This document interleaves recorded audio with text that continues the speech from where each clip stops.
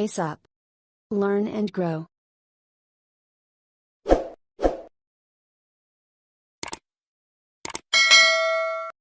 Friends, welcome to my channel Pace Up. आज हम देखने वाले हैं थ्योरी ऑफ लर्निंग की नेक्स्ट थ्योरी, जो है कॉलर्स की थ्योरी, जिसको बोला जाता है कॉलर्स गेस्टॉल्ट थ्योरी या फिर इंसाइटफुल लर्निंग की थ्योरी, जिसको हिंदी में कहा जाता है कॉलर का सूझ का या फिर अंतर्दृष्टि का सिद्धांत। अंतर्दृष्टि यानी जो हमारी समझ में कोई अचानक आइडिया आ जाता है कोई प्रॉब्लम को देख के और हम उस प्रॉब्लम से निकल जाते हैं, वो है आपकी अंतर्दृष्टि। अब चलिए देखते हैं सबसे पहले इंट्रोडक्शन में गेस्टॉलिस्ट क्या होते हैं। गेस्टॉलिस्ट, कुछ लोगों ने जिन्होंने गेस्टॉल्ट की थ्योरी को अपने में यूज किया है, उस पर बिलीव करते हैं, उनको गेस्टॉलिस्ट कहा जाता है। वो है Wertheimer, Kohler, Koffka and Lewin. Gestalt का मतलब क्या होता है? गेस्टॉल्ट मतलब आप किसी भी चीज को एक समझ रहे हैं, एन ऑर्गेनाइज्ड होल, कंप्लीट एक उसको प्रॉब्लम को एक ही समझ रहे हैं, that is whole, WHOLE, whole मतलब पूरा। इन कॉलर की थ्योरी में कोई हिट एंड ट्रायल मेथड नहीं होता है, क्योंकि प्रॉब्लम का सोल्यूशन आपको अचानक से ही मिलेगा। और सेकेंड, इसमें कोई स्टिमुलस रिस्पॉन्स नहीं है, जैसे कि बाकी थ्योरीज में हमने देखा कि डॉग के सामने खाना रखा हुआ था और उसने लिवर दबाया, ऐसा सब कुछ भी नहीं है इसमें इंसाइट का यूज होता है, आपकी अंतर्दृष्टि का यूज होगा and use to solve the problem. अब हम एक्सपेरिमेंट देखते हैं। पहली स्टेज में एक चिंपैंजी है, यहाँ पर एक बॉक्स रखा हुआ है, केले लटके हुए हैं। चिंपैंजी भूखा है, उसको केले खाने हैं। अब वो लेकिन उसका हाथ नहीं पहुंच रहा, तो वो क्या करेगा? सबसे पहले ये बॉक्स उठा के रखेगा और ट्राई करेगा, तो नहीं पहुंच पाया। अब उसने देखा कि एक और बॉक्स साइड में रखा हुआ है, उसने एक बॉक्स के ऊपर एक और बॉक्स लगाया, फिर ट्राई किया, फिर भी उसका हाथ थोड़ा नहीं पहुंच पा रहा था। तब उसने देखा कि कमरे में उसको दो डंडे दिखाई दे रहे हैं, एक तो पूरा नॉर्मल स्टिक ही है और एक हॉलो स्टिक है। हॉलो मतलब जो खाली होती है ना आर पार, तो जो पूरी वाली स्टिक है वो हॉलो स्टिक में फंसाता है। इस स्टेज में उसने क्या किया? दोनों स्टिक्स को लेके उसमें फंसाया और फोर्थ स्टेज में चिंपैंजी रीच्ड द बनानास। तो इस तरीके से जो उस रूम में कंडीशन थी वो एज अ होल वो एक कंडीशन समझी गई और उस तरीके से उसने अपनी प्रॉब्लम का सोल्यूशन निकाल लिया। अब यूटिलिटी इन टीचिंग, इस चीज का आपकी टीचिंग में क्या यूज है? सबसे पहले ये आपकी क्रिएटिव थिंकिंग के लिए यूज हो जाता है। क्रिएटिविटी की कोई लिमिट नहीं है, इसलिए क्रिएटिव थिंकिंग के लिए यूज है। अब इसमें कोई फिक्स तो आइडिया था नहीं कि तुम पहले डब्बे ही लगाओ और फिर डंडे फंसाना। हो सकता है उसने पहले डंडे फंसाए हो और डंडा नहीं पहुंच रहा होगा, फिर उसने डिब्बा रखा होगा, राइट? तो this principle is useful for creative work. Creative work के लिए यूज हो रहा है।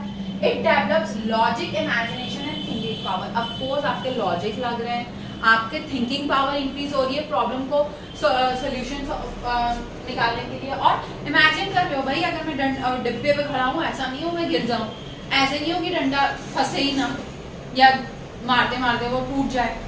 तो it is useful in teaching subjects like science and mathematics. Of course science and maths जैसे सब्जेक्ट जिसमें लॉजिक्स का बहुत यूज होता है, जिसमें क्रिएटिविटी बहुत होती है, आप एक्सपेरिमेंट्स करते हैं केमिस्ट्री के, फिजिक्स के, उसमें इसका बहुत यूज है।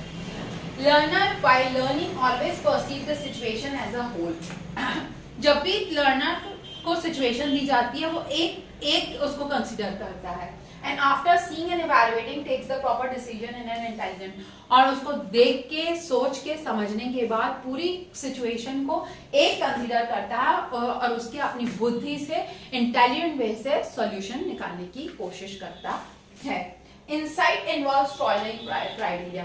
अब जो इनसाइट है ना आपकी अंतर्दृष्टि, उसके कुछ क्राइटेरियाज हैं, आपको दिख नहीं होगा बोर्ड, दृष्टि है वो कैसे आपको हेल्प करती है। The situation as a whole is perceived by the learner. आपको सिचुएशन को एक ही समझेगा वो, ये नहीं कि डब्बे अलग हैं, डंडे अलग हैं और केले अलग हैं। The situation is one. The learner tries to see and judge the relationship between factors involved in the situation. जो लर्नर कोशिश करेगा कि देखे और जज करे रिलेशनशिप में कि फैक्टर्स जो इन्वॉल्व है सिचुएशन में, फैक्टर्स यानी जो सारी चीजें इन्वॉल्व हैं उसमें, उसको कैसे यूज किया जा सके अपनी प्रॉब्लम को सॉल्व करने के लिए। As a result, the learner is held in the sudden grasping of the problem and finding the solution. इससे क्या होगा कि वो सडन उसका solution find कर लेगा suddenly, और grasping of the problem and finding the solution, और इस तरीके से वो problem का solution find कर लेगा. अब इसके कुछ factors भी हैं जो इसमें involve होते हैं. हम देख लेते हैं कुछ factors जो हैं जो इसमें बहुत important है. वो है एक्सपीरियंस. आपका जो पहले का एक्सपीरियंस है उस पे बेस करेगा कि आप प्रॉब्लम को कितने अच्छे से और कितने बेहतर तरीके से सॉल्व कर पाते हो. अगर हम सेम सिचुएशन सेम चिंपैंजी को फिर से दे दें तो अब उसको टाइम नहीं लगेगा सोचने में कि वो मैं डंडा लूं या डिब्बा लगाऊं या क्या. वो फटफट डिब्बे लगाएगा, डंडा फंसाएगा और निकाल लेगा सोल्यूशन. तो आपका एक्सपीरियंस बहुत कम होता है. इंटेलिजेंस, ऑफकोर्स अगर आपके पास बुद्धि नहीं है तो आपके सामने अगर हाथ में भी कोई चीज पकड़ा दी जाए तो आप सॉल्व नहीं कर सकते. लर्निंग सिचुएशन, आपकी लर्निंग सिचुएशन कैसी रही है पहले की, अभी की या फ्यूचर में. इनिशियल एफर्ट्स, जब तक आप आगे बढ़ोगे नहीं, आप ट्राई ही नहीं करोगे, आप कैसे प्रॉब्लम का सॉल्यूशन निकाल पाओगे. तो आपका इनिशियल एफर्ट्स बहुत जरूरी है. And fifth, repetition and generalization. अब सेम सिचुएशन आपके पास अगर रिपीट होती है तो आप जनरली नॉर्मल एक जो कॉमन सोल्यूशन है वो बहुत इजीली और जल्दी से निकाल सकते हो. तो इस तरीके से हमारा टॉपिक कवर होता है स्कॉलर्स थ्योरी ऑफ लर्निंग का या फिर इंसाइटफुल लर्निंग का.